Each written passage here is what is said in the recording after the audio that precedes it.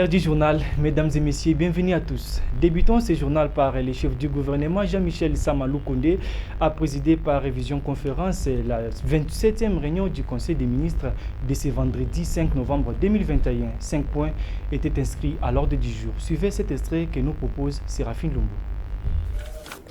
Compte rendu de la 27e réunion du Conseil des ministres. Le Premier ministre Jean-Michel Sama Lukonde Kyenge a présidé le Conseil des ministres vendredi 5 novembre 2021 par visioconférence. 5 points étaient inscrits à l'ordre du jour, notamment communication du Premier ministre, point d'information, approbation d'un relevé des décisions du Conseil des ministres, examen et adoption de dossiers, examen et adoption de textes. S'agissant de la question qui fait couler encre et salive du dialogue social et les bons syndicales, les ministres de la communication et du média ad interim expliquent. Le Premier ministre a salué le consensus obtenu à Bibois entre le gouvernement et l'intersyndicale de l'administration publique, INAP, en vue de maintenir la paix et la sérénité de l'administration publique. Il a chargé le vice-premier ministre, ministre de la fonction publique, modernisation de l'administration et innovation du secteur public, de poursuivre le processus de la fiabilisation du fichier de référence de l'administration publique en vue de la maîtrise des effectifs et de la masse salariale. Le Premier ministre a souhaité que les travaux entre le gouvernement et l'intersyndicale de l'enseignement primaire, secondaire, technique, qui se poursuivent en Mboula-Lodge, aboutissent aussi par un consensus favorable aux deux parties. Il a tenu à remercier les délégués des enseignants pour l'élan patriotique dont ils ont fait preuve en suspendant la grève pendant les pourparlers. En outre, la question sécuritaire dans la province du Sud Kivu était également évoquée. Au nom du président de la République et celui du gouvernement, le Premier ministre a présenté ses condoléances aux familles éplorées à la suite de l'attaque d'un groupe d'assaillants armés dans la province du Sud Kivu dans la nuit du 2 au 3 novembre 2021. Il a salué la bravoure et la promptitude avec lesquelles les forces de défense et sécurité ont rétabli l'ordre dans la ville de Bukavu. Le Premier ministre a informé le Conseil que sur instruction du président de la République, une réunion a été convoquée avec la participation du vice-premier ministre, ministre de l'Intérieur, Sécurité et Affaires coutumières, du ministre de la Défense, ainsi que de tous les membres du Conseil de sécurité sur la situation. Rappelons par ailleurs que la tournée diplomatique du président de la République était saluée par le Premier ministre, comme le souligne le ministre chargé de la communication et du média ad interim. Et de l'autre côté, en août 2022, la République démocratique du Congo abritera le 9e Jeux de la francophonie. Pour ce faire, une équipe qui a pour mission de relever les défis était notifiée vendredi, cérémonie par laquelle a pris part le vice-premier ministre, ministre des Affaires étrangères Christophe Lutundula. C'est un élément de Christian Libenge, Aris Mbadou, rendu par Séraphine Lumbu.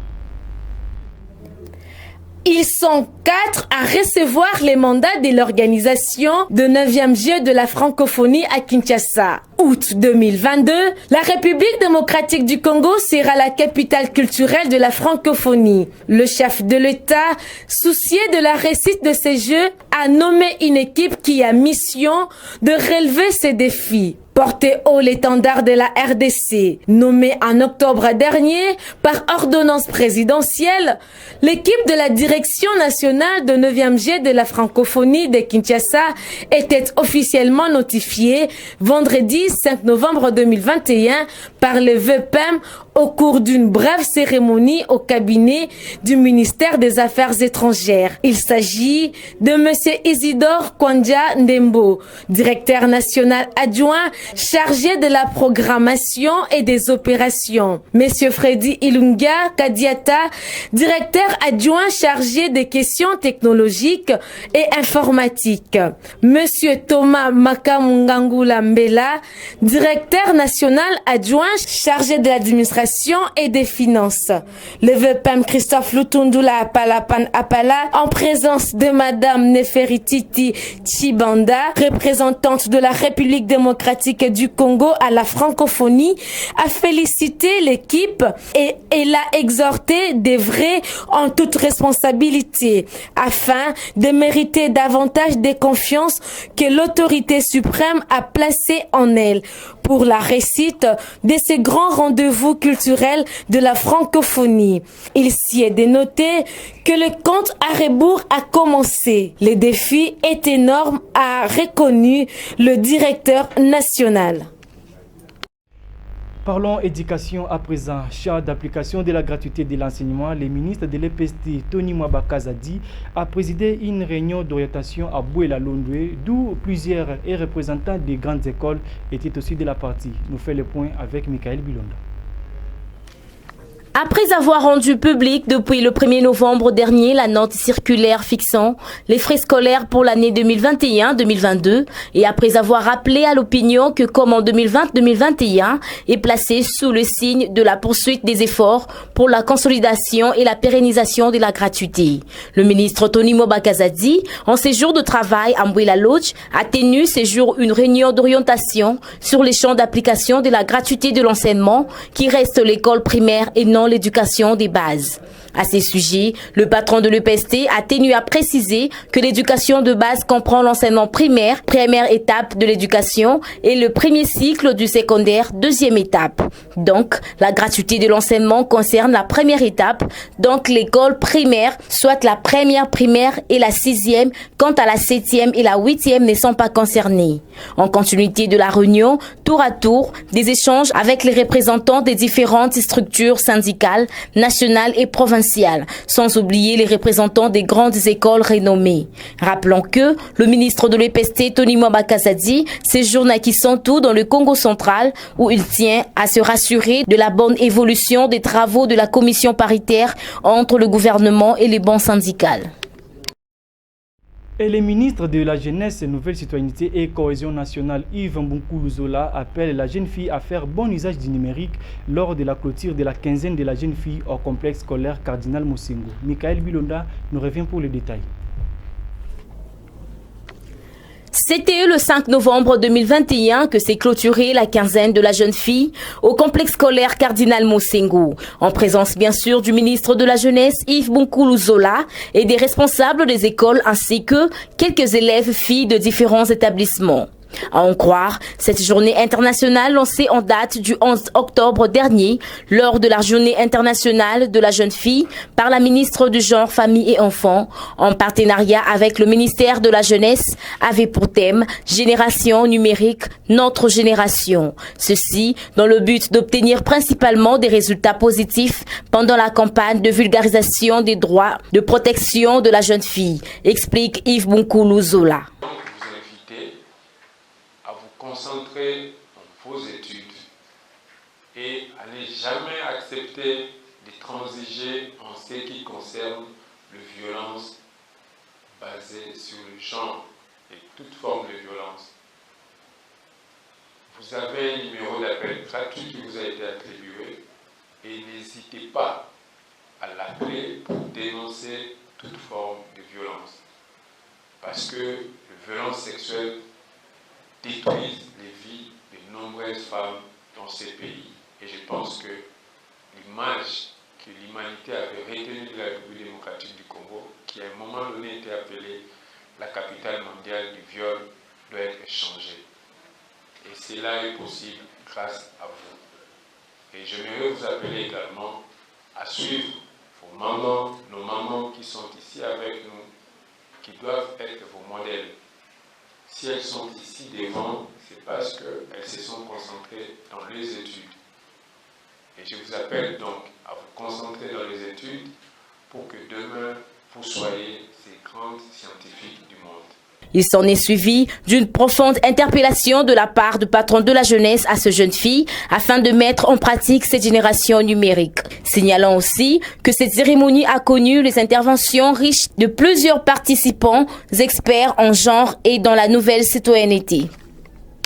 Et de l'autre côté, l'inspecteur général, chef de service de l'IGF, Gilles Alingueté, a reçu vendredi 5 novembre 2021 une délégation d'une équipe belge conduite par les représentants résidents de l'Agence de développement. Ceci s'inscrit dans le cadre de la coopération bilatérale entre les deux pays. Suivez pour plus de détails. Dans le cadre de la coopération bilatérale entre la République démocratique du Congo et la Belgique, la direction de l'inspection générale des finances a reçu en audience vendredi 5 novembre 2021 la délégation d'une équipe de haut niveau belge conduite à sa tête par les représentants résidents de l'agence belge de développement Annabelle, venus s'enquérir des stratégies mises en place par l'IGF pour obtenir le résultat palpable sur les recettes et les dépenses publiques.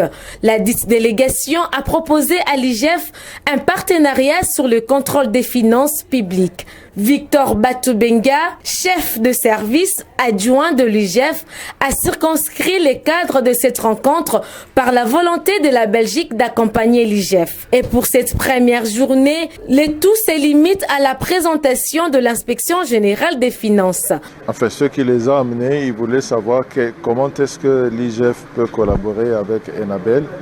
Mais aujourd'hui, nous nous sommes limités à présenter les actions de l'IGF, comment l'IGF est en train de travailler jusqu'à présent, quelles sont les stratégies qui ont été mises en place. Et nous nous sommes convenus que la prochaine fois, nous allons nous retrouver pour cette fois-là définir les domaines dans lesquels nous pourrons collaborer avec. Cette délégation de l'Annabelle en visite à l'IGF à sa première rencontre, mais il faut dire que cette institution de contrôle et d'audit supérieur est de plus en plus sollicitée grâce au bon rendement du travail dans l'assainissement des finances publiques. Quittons Kinshasa pour mandat, le gouverneur AI du Congo central, Justin Luemba, était en visite ce vendredi 5 novembre 2021 dans la ville de Mwanda où se vit un mouvement de conflit foncier entre la population. C'est un propos recueilli par Kmaï Moutouba. Il a été juste question de venir rétablir la paix qu'il n'y avait plus. Il y avait un petit conflit foncier entre la base de Kitona et la population voisine. Nous venons de prendre certaines dispositions pour que ce pays soit rétabli. Chemin, parce que cette visite a coïncidé avec la présence du général, chef d'état-major général terrestre, qui nous a facilité la tâche. Et pour délimiter les territoires, les territoires de la base, nous avons préféré que les services techniques, c'est-à-dire les conservateurs, les titres fonciers, et les services du cadastre, la division du cadastre puissent travailler dès demain pour la délimitation du terrain de la base. Et aussi, comme il y a eu mort d'homme, nous en tant que province, nous avons demandé à ce qu'on prenne en charge tous les malades. La province a pris en charge tous les malades. Nous passons par Belatioula pour voir les maisons incendiées. Nous avons donné quelques tôles et nous allons trouver des moyens pour accompagner la reconstruction de toutes les maisons détruites. Et je me suis fait accompagner de l'honorable héros, l'honorable Mwanda Vumbi, qui aussi a été pour venir compatir avec la population. Le général a pris l'option de demander un groupe de pain qui va rester à Belatioula pour sécuriser les villages. Parlons à présent de la nouvelle structure d'assainissement qui a vu le jour le mercredi dernier à Béatrice Hôtel où a eu lieu la cérémonie de la présentation officielle. Était présent pour le compte de notre rédaction Christian Libengue et Pati Chipamba. C'était au cours d'une conférence de presse organisée mardi passé à Béatrice Hôtel dans la commune de La Gombe qu'a eu lieu la présentation officielle de l'Agence nationale d'assainissement, d'hygiène et salubrité publique ANASAP en sigle. Une initiative digne d'une fille du pays, Bishop José Rachidi. D'entre de jeu, la directrice de la NASAP a circonscrit l'objectif de cette nouvelle structure d'assainissement. Aujourd'hui, nous sommes là, à NASAP. À NASAP, c'est l'Agence nationale d'hygiène, assainissement et salubrité publique. C'est une structure privée qui est en train d'aller vers le public. À NASAP, c'est une structure que j'ai initiée, c'est vrai, mais je ne l'ai pas fait seul. Si vous regardez là-bas à mes côtés et vous regardez dans l'autre côté, nous sommes accompagnés de plusieurs structures privées. Juste après l'exposé, l'oratrice du jour a répondu au jeu des questions-réponses des chevaliers de la plume. En vue de savoir si la NASAP va se limiter rien qu'à Kinshasa, la dame de fer précise. La NASAP sera partout en République démocratique du Congo. Même dans tous les quartiers, nous allons créer 10 millions d'emplois. C'est sur toute l'étendue de la République. Et ce n'est pas des histoires. Bientôt là, le président Félix, en dehors de béton, on va l'appeler le millionnaire d'emplois. Il s'y est de signaler que plusieurs combattantes et combattants sont venus soutenir ce genre d'initiative qui va donner des millions d'emplois à la population congolaise. Ce qui porte à croire que la directrice Bishop José Rachidi est totalement dans la vision du chef de l'État, Félix Antoine Tshisekedi.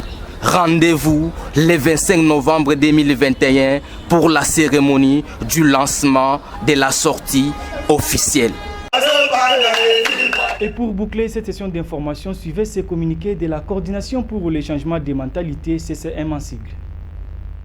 La Coordination pour les changements de mentalité, en sigle CCM, service spécialisé de la présidence de la République, dans le cadre de la campagne de sensibilisation au civisme fiscal et à la gestion responsable des deniers publics, procède au recrutement des volontaires en vue de sensibiliser la population sur la nécessité de payer leurs impôts, les taxes et autres redevances.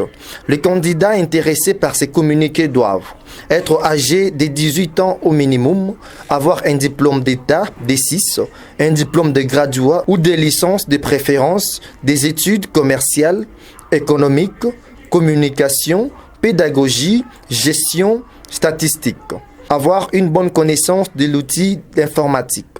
Lors de l'interview de recrutement, montrer leurs intérêts et motivation à promouvoir le changement des mentalités, être en bonne santé mentale et physique, savoir communiquer et parler au moins une des langues nationales, Swahili, Lingala, Kikongo, Chiluba, en plus de français, être capable de travailler en équipe, être disponible pour travailler entre 7h et 18h, être disposé à travailler comme volontaire à la CCM pendant toute la durée de la campagne. Les candidats intéressés sont priés de se présenter munis de leur CV et une pièce d'identité valable le mardi 9 novembre 2021 entre 7h et 7h30 précise au Roméo Golf 6, l'avenue de la Justice, derrière l'immeuble du gouvernement sur le boulevard du 30 juin, place Royale, commune de la Gombe. Notez bien, le respect de l'heure et des rigueurs, 7h à 7h30. Signé Jacques Kangoudia Moutambaï, coordonnateur. Fin de cette session d'information. Merci pour votre attention soutenue et bonne suite de nos programmes. D'ici là, portez-vous bien. Au revoir.